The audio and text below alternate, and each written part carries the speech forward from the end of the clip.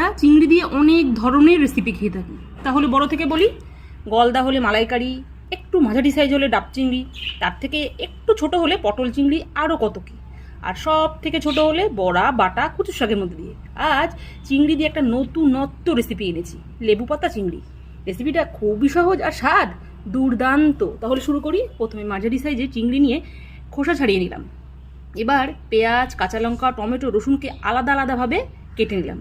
এবার একটা কড়াই নিয়ে একে একে পেঁয়াজ কুচি, ধনেপাতা কুচি, টমেটো কুচি, কাঁচা লঙ্কা কুচি, রসুন কুচি, ছাড়ানো চিংড়ি, লেবুর রস, পরিমাণ মতো টক দই, আর রঙের জন্য কাশ্মীর লঙ্কার গুঁড়ো, হলুদ, ভাজা মশলা, আর পরিমাণ মতো নুন, আর সব শেষে বেশ খানিকটা সর্ষের তেল দিয়ে খুব ভালোভাবে নেড়ে চেড়ে মেখে নিয়ে 10 মিনিট রেস্টে রাখলাম।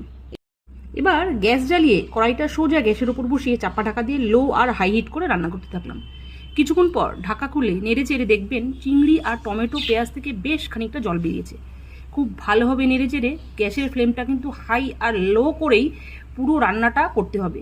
কিছুক্ষণ পর জল শুকিয়ে এলে, মশলা থেকে তেল ছেড়ে এলে, এবার ওপর দিয়ে গরম মশলা ছড়িয়ে আবারও নেড়ে চেড়ে এবার গন্ধরাজ লেবুর পাতা দিয়ে ঢাকা দিয়ে দিলাম যতক্ষণ না পরিবেশন করি। এতে গন্ধরাজ লেবুর গন্ধটা পুরো চিংড়ির মধ্যে ছড়িয়ে পড়বে। বাস, এবার দুপুরবেলা গরম গরম ভাতের সাথে একটু লেবু পাতা চিংড়ি নিন, সাথে একটু গ্রেভি নিন আর লেবু চিপে নিন। ভাত মাখুন, মুখে দিন। চিংড়ির শিরা অপশিরায় শুধু গন্ধরাজ লেবুর ফ্লেভার আর ফ্লেভার, আর টেস্ট এক কথায় অনবদ্য। কি তাহলে আপনার বাড়িতে খুব শিগগিরই এই রেসিপিটা হচ্ছে তো?